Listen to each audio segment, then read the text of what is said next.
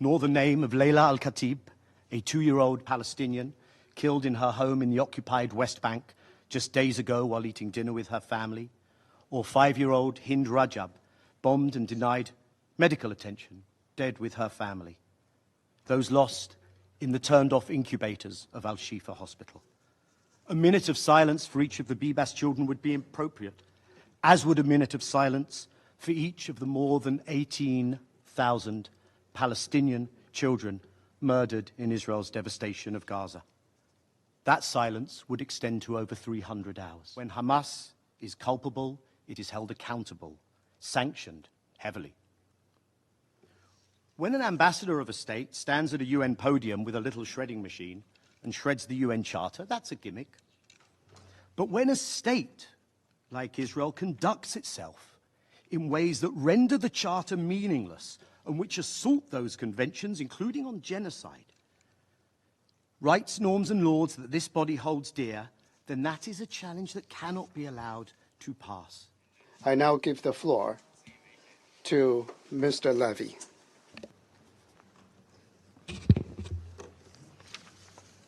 Thank you to the Council, the Chinese Presidency, Ambassador Fu. Good luck in your newest position, Special Coordinator Sigrid Kaag. I would like to offer some thoughts on the immediate challenges and the broader scaffolding required for a better future. Israelis deserve security. Palestinians deserve security. Zero-sum outcomes can never deliver that.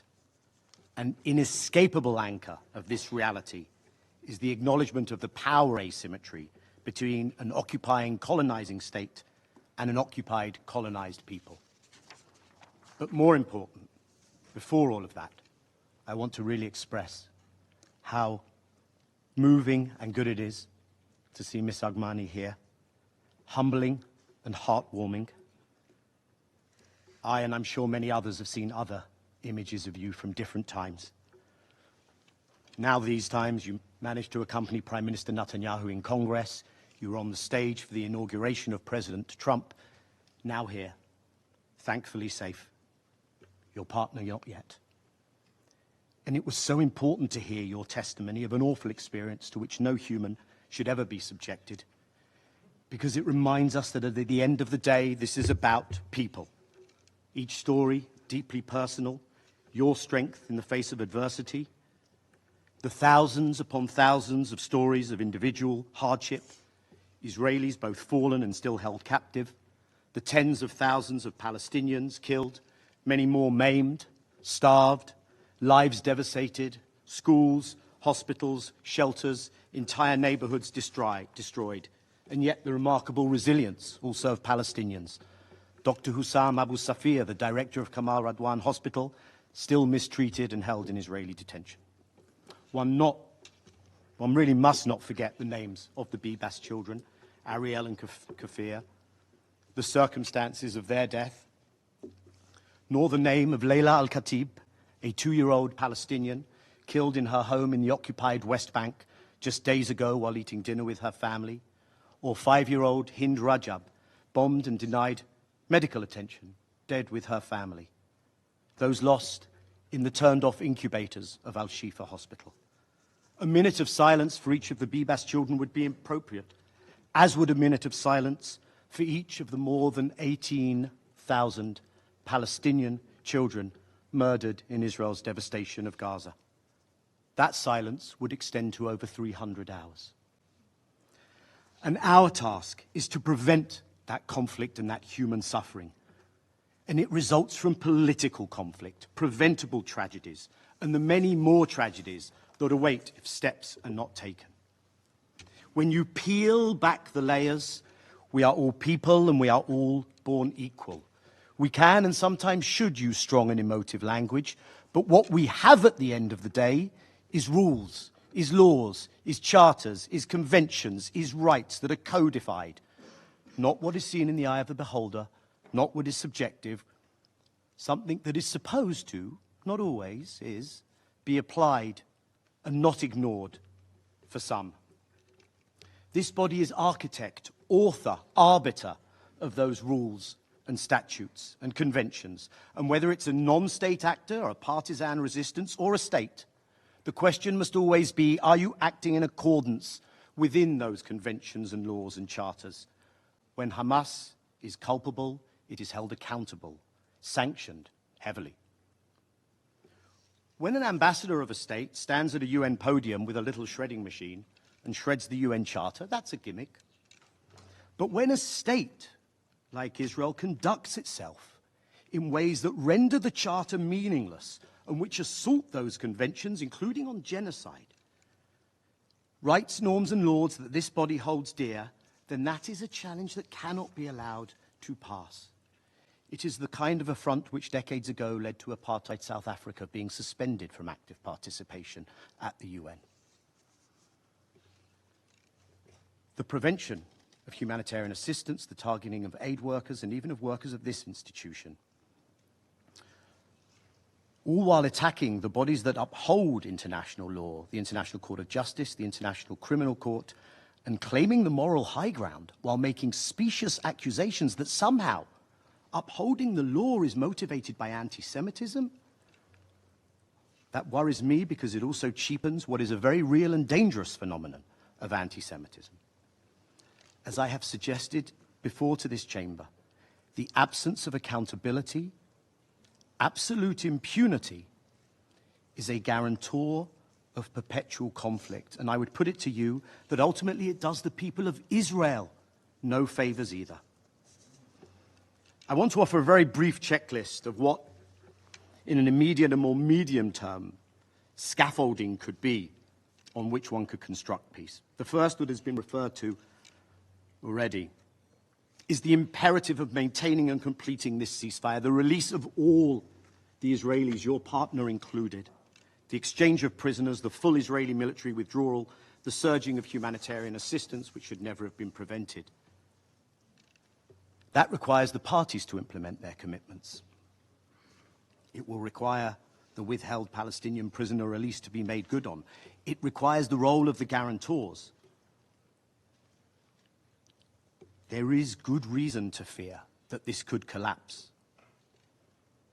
There is good reason to fear a resumption of those tragedies, and in particular, a possible renewed attempt to permanently depopulate the north of Gaza. A number of the families of those being held still in Israel, those being held in Gaza, the families in Israel, including some who have been released, have taken to the squares and towns of Israel out of fear that the intention of their own government is not to see this through. Two, the premise for a full ceasefire must learn from history and be based on reality. Hamas non-governance in Gaza is achievable. The movement itself has said so. But no party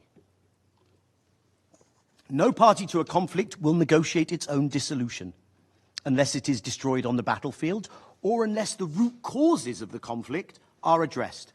Hamas has not been defeated, and there will be resistance as long as there is the structural violence of occupation and apartheid. It is that simple. Three, a familiar pattern of displacing Palestinians from refugee camps, 40,000 so far, of destroying infrastructure, is being enacted now by Israel in the occupied West Bank. And Israeli government ministers are threatening to annex the territory and make life untenable for Palestinians. This after the ICJ designated the entirety of the occupation as illegal. As we enter the month of Ramadan, there are reasons to be concerned that provocations might intensify in Jerusalem and at Al-Aqsa.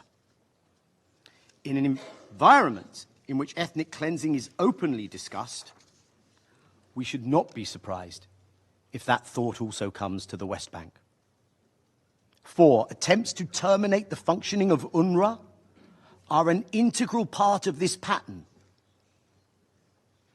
This body should be in no doubt that abruptly imploding UNRWA will contribute to greater insecurity and despair, a greater vacuum, and an escalating social and political crisis.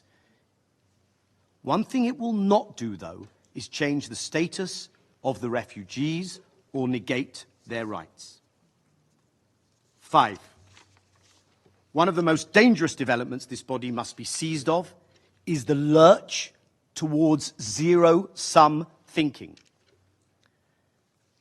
Maybe it could be called the apartheid is not enough camp, whereby the very continued physical presence of Palestinians is something that part of the Israeli polity cannot abide. The unlawful forced displacement of Palestinians must not be endorsed or encouraged by any state, let alone a P5 state. Nothing can be more dangerous for either peoples than the notion that one people will be removed from the land. We know the circumstances under which many Jews came to this area. We know attempts have been made in the past to remove Palestinians. Neither people will be ethnically cleansed nor submitted to genocidal violence. That both people have a permanent home in this land should be a foundational principle. Given point 6, given the above, if a commitment to two states is to be meaningful, then as you said, the urgency of generating a radically revised incentive structure cannot be exaggerated. I would argue that quite simply it will have to be imposed on the occupying power. And that is the stiff challenge facing the Global Alliance for the Implementation of the Two-State Solution and the International Conference due this summer. Partition was the solution bequeathed by this body when there were fewer than 60 members of the UN. 33 states voted for partition in 1947. Much of Africa, Asia, the Caribbean remained under Western colonial rule. In the absence of partition, what we have is a single dominion under an apartheid regime, all in a place where Christians, Jews, and Muslims have lived together in the past. How much longer can we ignore that in that single dominion, the legitimate alternative is the full enfranchisement, equal and democratic rights of all of those within that space? Let me close by saying that I think we do see a surrounding region keen to more actively assist in resolving this, not to normalize with occupation, but to integrate under peace and equality. In the global majority South, we have seen new waves of solidarity and something of the spirit of Bandung of 70 years ago. The launching of the Hague Group just 3 weeks ago takes this solidarity to a new level. Those states committed to something that should be so self-evident, to uphold the rulings of the ICC, the ICJ, of this body when it comes to Palestine. And I urge all law-respecting states to consider joining this group. And globally, we live in an era of multipolarity, which, if I may say, the Chinese Foreign Minister Wang Yi some days ago in Munich said equal rights, equal opportunities, and equal rules must be the basic principles to avoid the Pandora's box of the law of the jungle and to avoid zero-sum games and exceptionalism, end quote. Applied to Israelis and Palestinians, it means both peoples are part of the future of this land, not at the expense of each other, but equally deserving the right to live in peace, security, and dignity. Thank you.